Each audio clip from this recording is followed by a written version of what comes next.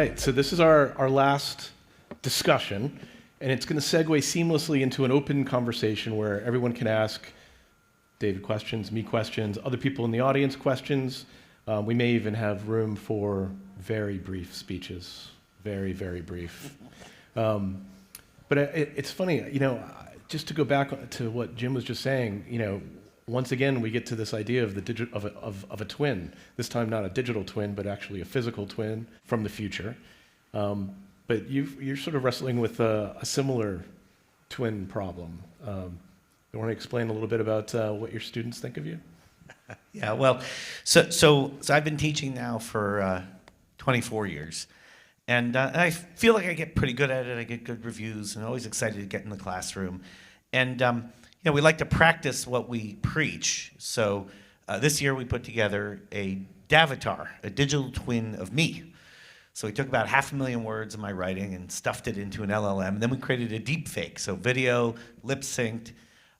Students far preferred the Davatar to my classroom lectures. So that was a very humbling experience, but also exciting at the same time because I'm a professor of practice. I'm not a pure academic. I like to put theory into the real world. And so to see people actually trying out this technology and saying, you know what, this is better. And then as we were sort of standing at the back of the room and kind of thinking, okay, well, I had that experience.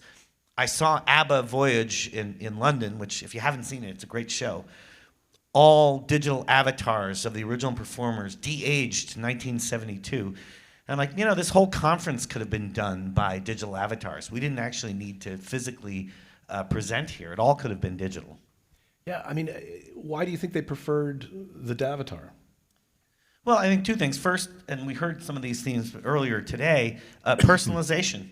Right, so this wasn't them sitting in this sort of sage on a stage broadcast format. It was a one-on-one interaction. They could ask their specific questions about their specific project or whatever they cared about with AI and get personalized answers. And so, I think that was nice. And also convenience. They didn't have to get dressed, go into school, sit in a classroom at a specific time, but they could just ask their questions whenever they wanted during the day in the comfort of their own home. So I think we've heard this story multiple times today, and it's the ability of artificial intelligence to take large sets of data, your entire career of study and academic accomplishment, and make sense of it and make it instantly available in a much more digestible, personalized form. We heard Qualcomm talking about how to do this with a car manual and in a very similar type of interface. Yeah, no, I spent the last 6 months working on a big white paper about something called sovereign AI, which is where countries, nation states put together their own AI, and we had all sorts of collaborators, and it's a 100-page document, and we stuffed it into a Google product called Notebook LLM, and it spat out a 15-minute podcast with 2 voices, entirely generative, that were much more interesting than our 100-page white paper. So, has anybody here used Notebook LLM? A fair number. I don't know if you've seen the demos. We talked about this last night, and I couldn't get the video in time, but it is it's a fascinating tool, and it's uncanny. Yeah. The deepfakes I think have gone so far. I had no idea that you could do that. It really sounded like, for ours at least, 2 radio talk show hosts discussing fluently, accurately, this very sort of arcane, policy topic. So, what was the paper about? Sovereign AI? Yeah, so there's a lot of concerns that countries have. So we were approached about a year ago by several governments who said, this Trump guy might actually win. And he's already said that he's going to engage in a trade war around technology and prohibit access to certain technologies. Maybe we should prepare ourselves. There were some other considerations, like, hey, 6 Silicon Valley guys, mostly men, between age 28 and 32, made decisions about the values inside a lot of these large-scale models that we're talking to, and that doesn't represent our local values in, Bavaria or Kuala Lumpur or various other places around the world. So they said, we want to have an AI that reflects our own beliefs. And so that sort of was the genesis of this idea, and they said, all right, well, how do we actually make that happen? So at the government level, to the point we heard from Undersecretary Silvers, government policies where you can impact a lot of people. The government level, we've been having this conversation about, well, how do you actually do that? So one of the ways the AI conversation is being cast is that it's a race between American companies based out of Silicon Valley who are racing towards AGI, and the Chinese, who have the computational ability, certainly the workforce and the manpower and the intelligence to like be very, very competitive, and that this is creating two different worlds of AI, and we have to back one horse, otherwise the other horse will win. You're an American, but you work at London. You've got an international perspective. What do you think of that analysis?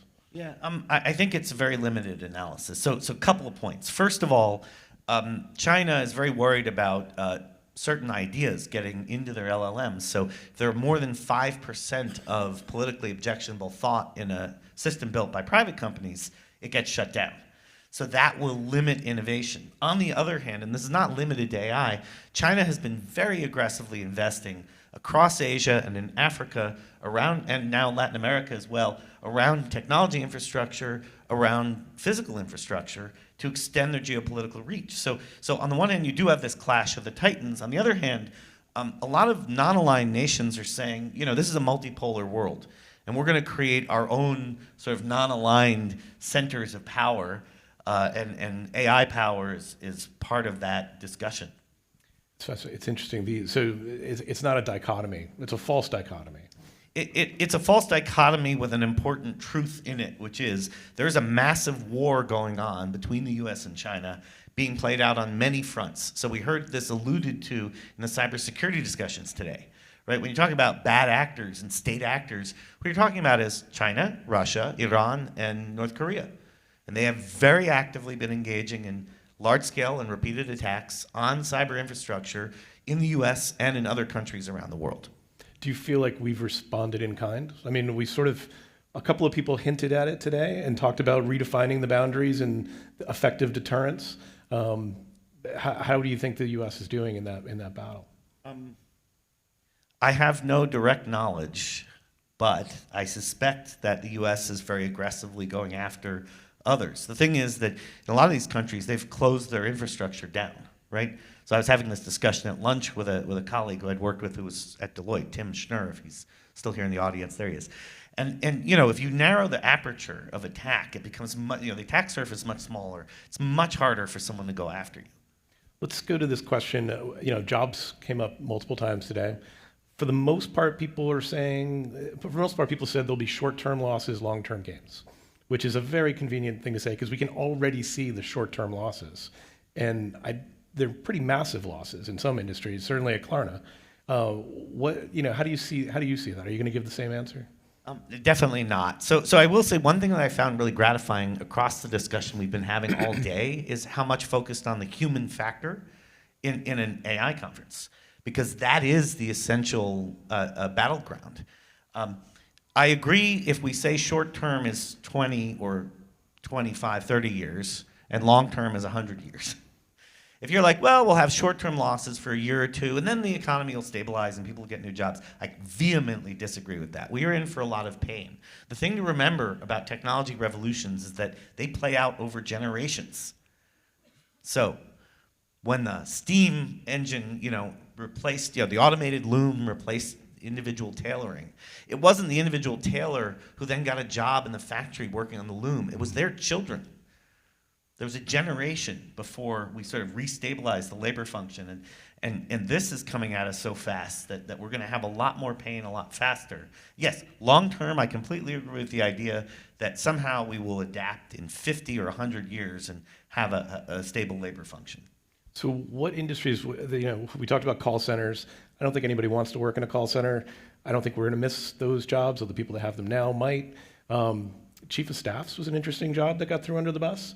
I know there's a couple of chief of staffs in the room right now, so fair warning. But I think that it's interesting to me that these are not all entry-level data entry jobs.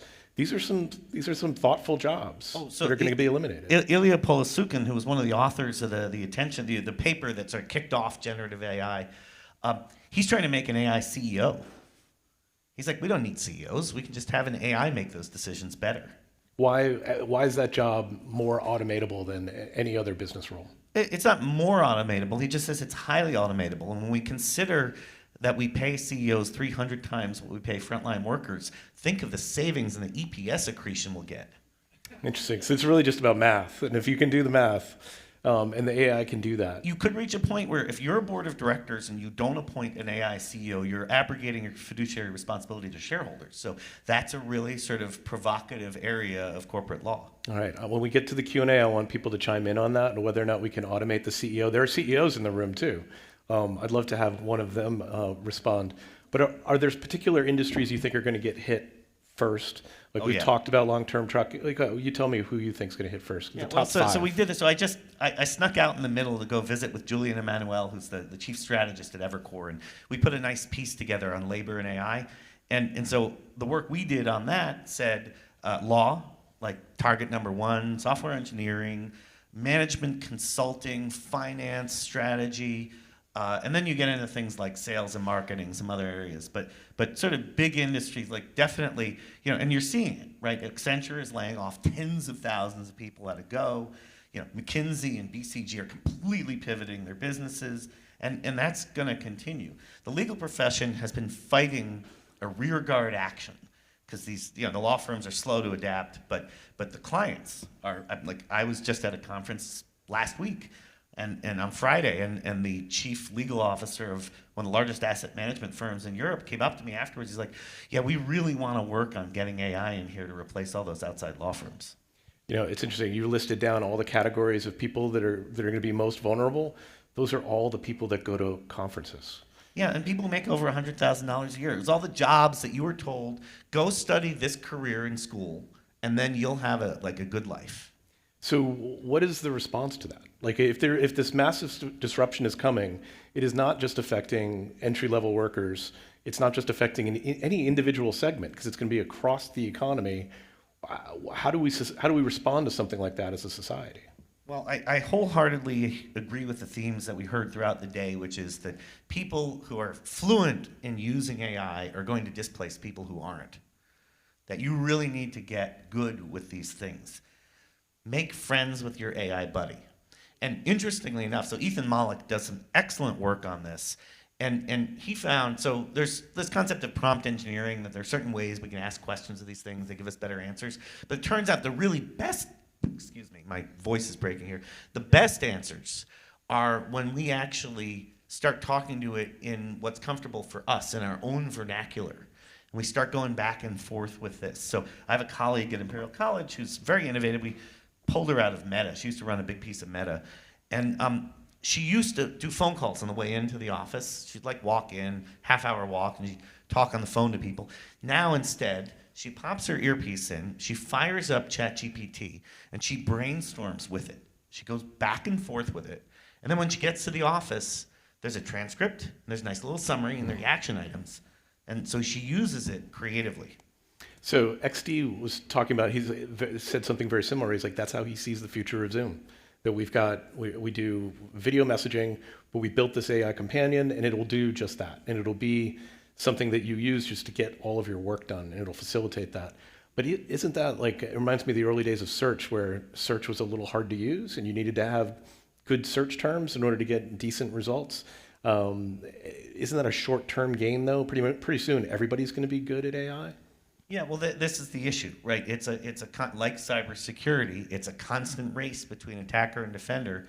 And so when you get good at AI, then the question is, do you know which AI to work with best? So, it's turned into cocktail party conversation, for me at least. Every time I start talking to someone about AI, they begin to either complain about one AI system or brag about how good another one is and which their favorite is. And so there's this sort of variegation that's beginning to emerge, and I think you got to follow that trend, right? And so the next level, so everyone's really excited about something called agentification. So the VCs are all talking about it now, which means it'll start showing up commercially next year, this idea of tailored AI agents. So once you get good at prompt engineering, then you're going to have to get good at creating and instructing agents that have different personae, not unlike managing a team. You have your marketing person, your finance person, your strategy person, your ops person. You're going to have little AI persona that do that instead of human beings. So what else have you heard today that you responded to? Either you were like, oh, I hadn't thought of that, or that is total BS. Well, I'll say here are some things that I really resonated with. So one was, why hasn't tech's promise been realized? Why, not just AI, but technology writ large, why has its promise not been realized? And that's a question we really spend a lot of time on. So, software engineering, in theory, you get 80-90% improvement in productivity. In practice, when we look at it in startups, you get that. In big companies, 13% productivity improvement. Accenture just came out with a study on it. Certainly the technology's generated a lot of revenue and a lot of profits. 13% accretion to EBITDA is a big number, but it's not 100%, right? And so what Klarna saw is huge, but it's not what we're seeing in a lot of other big companies. Another idea that I thought was really exciting was truth is expensive. This whole notion of the emergence of the truth economy, I really like that. That really said something to me. I'm a journalist, so I'm naive by nature, but it does seem to me that that's something, that determining the truth and identifying the truth is still something that's best done by humans. Humans you can trust, humans that are fallible, that can make mistakes, but it's like, it avoids the traps of automation and scale that sort of feed into so much falsehoods and sort of the false information economy. Yeah, and this is one of the other motivations that we're hearing from governments around sovereign AI is this deep concerns about deepfakes and disinformation. And if you have a populace that doesn't know how to engage in critical thinking, they're a lot more vulnerable to deepfakes and to fake news. What did you think? I don't know if you saw X's presentation about California and all the legislation that they are passing, which in the United States could have the impact of swaying the rest of the country.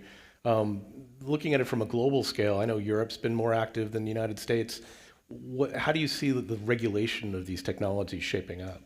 Yeah, well, there's a real struggle because do you have innovation or regulation? Is becoming a true dichotomy, right? So a lot of my friends in the EU are worried that as progressive as it has been. So I helped advise on the EU AI Act, which is our first substantive piece of regulation around AI.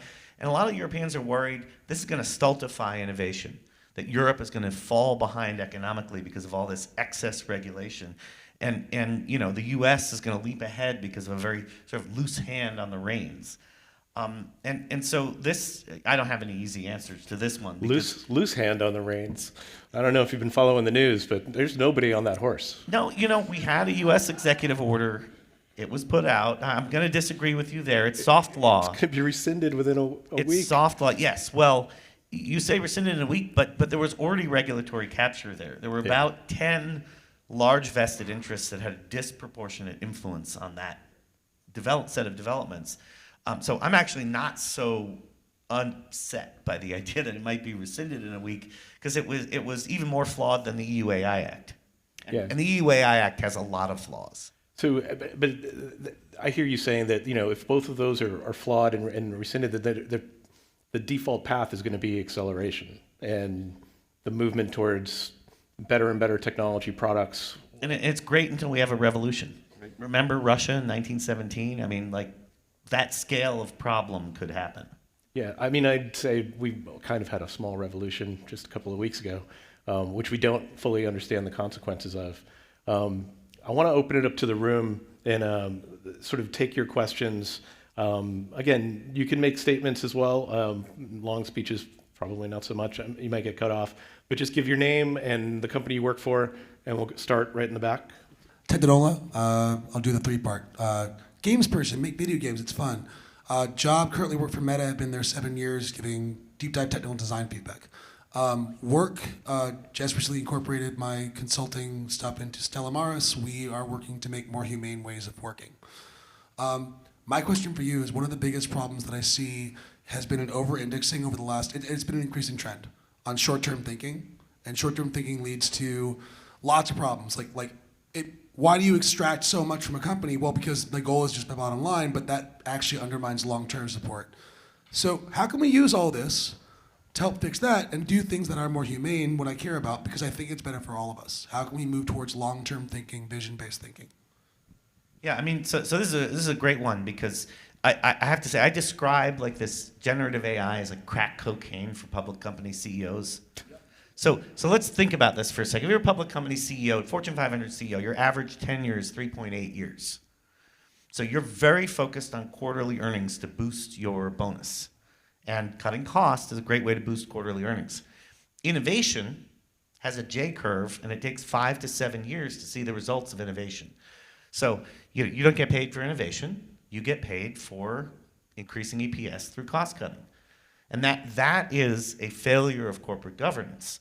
So back to the points made several times today around incentives, how do we align incentives towards long-termism and towards a better return on equity? Because, oh, by the way, McKinsey has some really great research that shows that boards and companies that have long-term thinking have something where between an 81 and 83% better return on equity than companies that are engaged in this short-termism.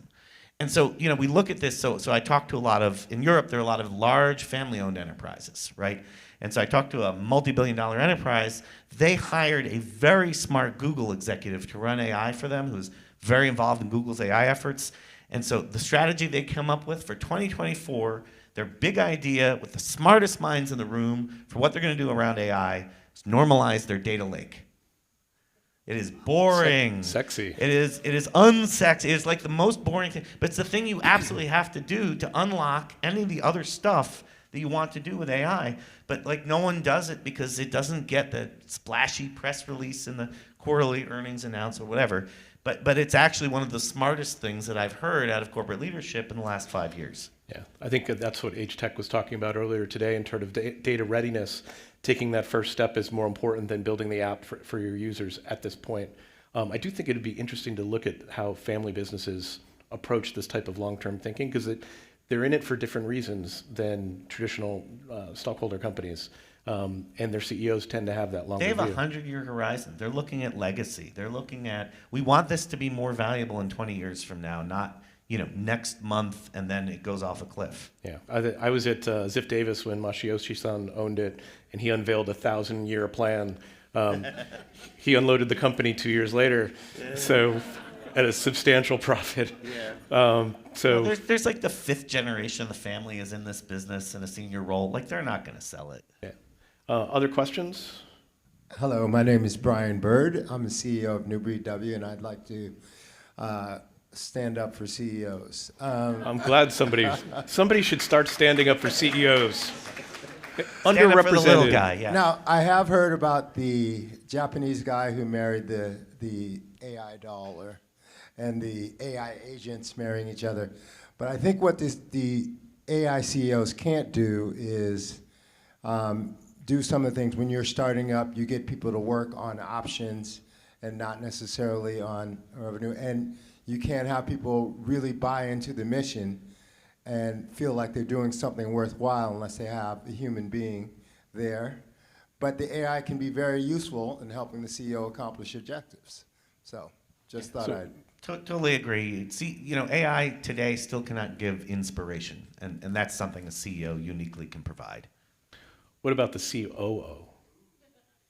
I mean, what are they doing? No comment. But I know there's a COO or two in the room too. Other questions? Jason D'Ambrosio, I'm a founder of Design Me Marketing and SEO by Zosi, a digital agency, and AI has transformed our business in the last year beyond anything I could have imagined. But I'm wondering what you think about the future of search and ultimately what that means for agencies like mine. Does anyone really like search engines? I mean, back to that comment about what is a question, right? You're really looking for an answer, a genuine, sincere answer to something that you don't know. I mean, that's really what we want. So search solves a problem. It's trying to find information or find something that we want, right? And so if generative AI can do a better job of doing it, then I'm all for it. It's a tool. What the revenue model looks like, speaking of disruption, yeah, so I spent some time last year advising a very large, $1 billion MarTech company, and they are going through massive turmoil. I mean, the marketing industry is in flux right now, so, batten down the hatches, be nimble, you're in for a very choppy ride. Yeah, I'd agree with all of that. That race is on, and your competitors are moving very, very fast. They've got new tools too. 25 years of experience in digital media. I remember when Google actually returned a search result that was natural and organic at the top of the page. And now, if there are profitable search terms, you can't get to the actual first result until below the fold. And it's 5 sponsored links, a row of commerce links. And I got to tell you, I've been using ChatGPT. They just rolled out search. Those both windows are always open on my desktop, and I'm leaning more towards ChatGPT, like just by default. And now there's ChatGPT optimization, which I think is probably worth a little bit of investment, because getting the right info into those LLMs is an art into itself for now. And that actually I think clients would pay for. What's up, guys? My name is XIA. I'm a senior policy advisor at UC Berkeley, and had the conversation earlier on regulation. So I want to revisit it, because you mentioned it's either innovation or regulation, right? And of course, EU AI Act, we can chat offline about some of the challenges it has. I'm curious as to what you think the right balance is to be able to allow innovation to happen so that we can remain competitive on a global stage, whether that's in the UK or here in the US, while also making sure that the pace at which companies move doesn't end up running over the people who are subject to the systems. Yeah, so I think it's a great question, and I think, look, we've lost sight of something around policy and regulation. So there is a fantastic book I recommend to everyone by Marianne Mazzucato called The Entrepreneurial State. All of this great technology that we're enjoying came as a result of government-funded programs. AI, microprocessors, the internet, the list goes on. The vaccines that let people survive a pandemic, all government-funded programs. And so, people talk about space being a colossal waste of money. Space, the ROI on space investment is somewhere between $9 and $40 for every dollar you spend on space. So government intervention, government policy. Even today.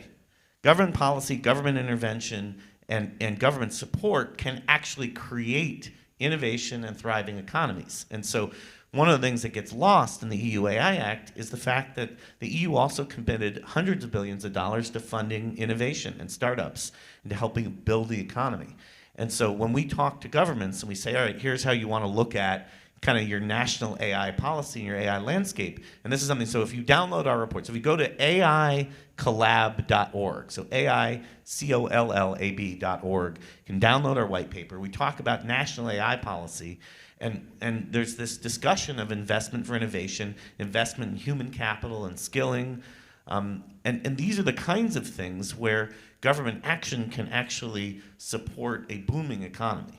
So the notion that came in the 1980s with Reaganism of small government is good is based on economic fallacies. And I say this uncategorically. And so I think small government is bad. I think that misuse of government is also bad. And so we've got to find our way through, because you need better educated government officials to get good policy. So Brussels is struggling to figure out, how do we regulate generative AI, which is a stochastic system, when all of our regulators are trained on deterministic systems, meaning you put data in, you get the same answer out. How come when I put the question into ChatGPT, I don't get the same answer every time? The regulators' minds are blowing trying to understand how to regulate that. Hi guys, hi everybody. My name is Samina. I am a futurist and an investor. The name of my company is High Minded Ventures. So David and I know each other, and I'm really excited about some of the companies that you are working on and investing in, and specifically at the intersection of longevity, biotech, precision wellness. Could you give us maybe 2 examples of startups that you are super excited about in this area? So maybe Forum, which is a company that I'm taking a look at that you sent me, that you're raising around for, by the way. It's a really exciting company, number 1. And then a company maybe that the rest of us don't know about, that you're really excited at the intersection of AI and precision wellness. Thank you. I did not ask Samina to ask that question, just to be clear. So Forum is fun. This one is an MIT spit out that is focusing on manufacturing scale-up. So after we go through $2.3 billion of spend on drug discovery to find this amazing new molecule, how do you make enough of it for everyone to have it? You may have noticed that there are shortages of Ozempic and Wegovy, the weight loss drugs that also are very important in diabetes treatment, because they're really hard to make at scale. And so we built an AI digital twin of the lab that can simulate 10 trillion experiments and come up with answers as to the best way to make complex therapeutics at scale. And so this can help with problems like longevity. The other one is, I'm not going to name the company because I haven't made the investment yet, but I'm about to make the investment. But it's the use case is interesting, which is using AI for analyzing the human microbiome and tailoring really interesting therapies in areas like oncology, which is an important part of the longevity discussion, through this AI analysis of, your individual microbiome is different than the person sitting next to you. And so why should one pill work on everyone equally? It doesn't. The dose response curve of drugs is like, it kind of works for 20% of the people and it kills less than 1%. And that's considered a successful drug. We need better therapies than that. And that's what this other company is focused on. So we're going to have a health and wellness conference probably Q2 of next year. So hopefully you'll be able to wrap those investments up and then come back and present about them. Hi, guys. Ben Dietz. I'm an independent consultant advisor. So I was struck a second ago by, David, you saying that the truth economy jumped out at you. I have been similarly struck recently by the observation that we are headed into, because I come from a media background, the taste economy. Did you say taste? Taste economy. In other words, moving from massive scale, like, reach to a point where we're talking about much more like the one-to-one relationship between audience and author. Taste, truth, big fan of threes. What's the third T as we look forward into the future? Ooh. Oh, yeah. He picked the letter. That's a commitment. He's really trapping. Trapping? Trapping begins with a T? Well, yeah, no, it's actually, everyone's yelling out trust. I actually don't, and I don't think that people are really looking for as much trust as people think that they are. There are a lot of people who enjoy the comfortable lie so what's a T word that begins with that's synonymous for community? I don't know. Tribe. There we go. Tribe is our third T. Yeah, because people really want. I mean, what was this whole Tyson thing was like mind blowing, but people really enjoyed the community experience of watching, like, I'm not going to editorialize too much, but hey, it wasn't exciting that we all came together around it. It was like MASH. It had a bigger audience than the finale of MASH. Yeah. Let's just think about that for a second. Yeah, that's amazing. Aditola, you get the last question. Hi, my name is Aditola. I'm recently a appointee that just departed the Biden-Harris administration, so I can't help but sit here with the hat that I wore after leaving a couple months ago, looking after human capital and talent management. And what comes to me as I sit here, it takes a lot of, it's really important for us to realize that we have privilege sitting in this room. Right? So I'm thinking about the folks who don't have the ability or the access to be in rooms and spaces like this. And one of the important words that's come out throughout the day is upskilling. So what does that look like for the folks who don't have the ability to pay for the $20 extra subscription for OpenAI, for ChatGPT, for those who are in communities who are impacted by the news, need to understand what the future is of emerging tech, but they don't have the ability to go to a Yale or this or that, but they're in a community college or they can't pay. I just need to understand what is our responsibility as institutions, organizations, nonprofits, everybody in this room. What are you doing to upskill beyond just saying upskilling is important? I know what I can do because I've just left an agency serving 15,000 people, employees that I was responsible for, but what is everybody going to do? But I want to hear what your thoughts are. Yeah, so I have good news and bad news. I mean, the good news is, so I work with over 100 governments on technology policy, and in developing economies, some of the less affluent countries around the world, there is actually significant investment in providing access to technology and access to AI, and to solve, for example, the UN Sustainable Development Goal 9, which is like you should be able to get connectivity, basic connectivity, but then you should also be able to get your education through that connectivity. So lots of great stuff going on elsewhere in the world. Unfortunately, here, now the bad news, in the most affluent country in the world, we're doing a terrible job and it's getting worse. I mean, we're gutting the public education system, which used to be sort of this fantastic opportunity to sort of create a broader middle class and create a vibrant economy, and all this great stuff that we're just trashing. So it's very sad and disturbing. You know, in my small part that, you know, we have this Davatar, right, that we created. Well, we're trying to figure out how could we distribute it on Coursera, which is free, right? Like, give everybody a chance to talk to an AI expert whenever they want. But that's like, you know, one guy throwing a rock in the ocean. You know, it's like, all right, great, but not enough. We need to agitate for better public policy here in this country around making sure that we don't leave a lot of people behind, or we will end up with a very bloody revolution. We're already seeing the seeds of unrest play themselves out across the American political landscape, and it's going to get much, much worse when people start losing their jobs to AI, when they start not being able to buy food, when they start, I mean, it's just going to get worse unless we do something about it. So let's do something about it. Well, but why did we elect a new president? So I talk about this actually, my most recent book, which here in the US is called Welcome to AI. And you know, this also happened in the UK, that in the 80s, we laid the seeds of this in the 80s when we threw a bunch of people in Detroit out of work and didn't reskill them. And then we did it again in the 90s. And we keep doing this of throwing large numbers of people out of work through automation and then not doing anything about giving them new jobs and new skills. And now we're at the point of getting ready to do it to an even bigger segment of the population.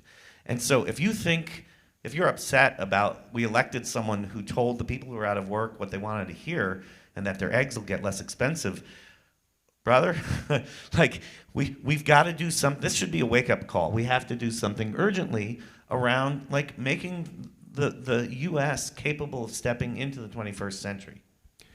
I always like to end the conference on an upbeat note. So thanks for that, David. It's not too late.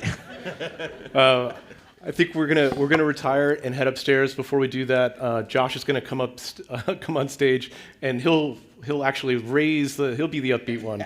But David, thanks so much for doing this. Thank you.